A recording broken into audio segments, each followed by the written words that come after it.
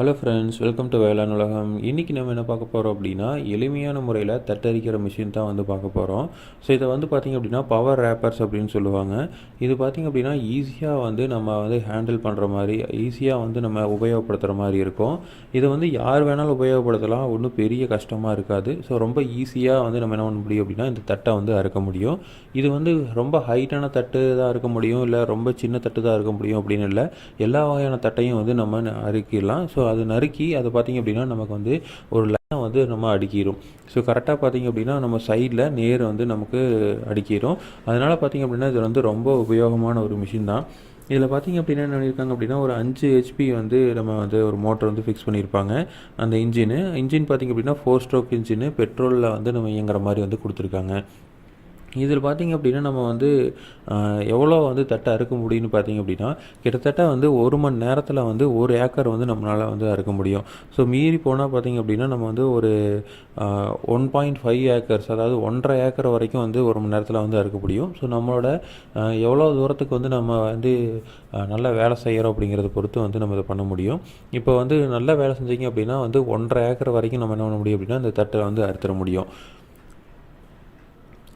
அடுத்தது பார்த்திங்க அப்படின்னா இதோட வெயிட் வந்து ஒரு 135 கிலோ பக்கமாக இருக்குன்னு சொல்கிறாங்க. இது எவ்வளோ அகலத்தில் கட் பண்ணணும்னு பார்த்திங்க அப்படின்னா 3 அடி மிஷினும் இருக்குது, 4 அடி மிஷினும் இருக்குது. 3 அடியிலையும் வந்து கட் பண்ணிட்டு போகும், இல்லை வந்து 4 அடிக்கு வந்து நமக்கு தட்டை வந்து கட் பண்ணும். அந்த மாதிரி மிஷினும் இருக்குது. இதோட ரேட்டு பார்த்திங்க அப்படின்னா நமக்கு வந்து சின்ன மிஷின், அதாவது வந்து நமக்கு 3 அடியில் கட் பண்ணுறது வந்து நமக்கு 30,000 ரூபாயிலேருந்து ஆரம்பிக்குது. இதே பார்த்திங்க அப்படின்னா நல்ல வந்து பெரிய தட்டையும் இருக்கணும், நிறையா அட்வான்டேஜ் இருக்குது அப்படின்னா அது வந்து 1 லட்ச ரூபா வரைக்கும் விற்கிறாங்க.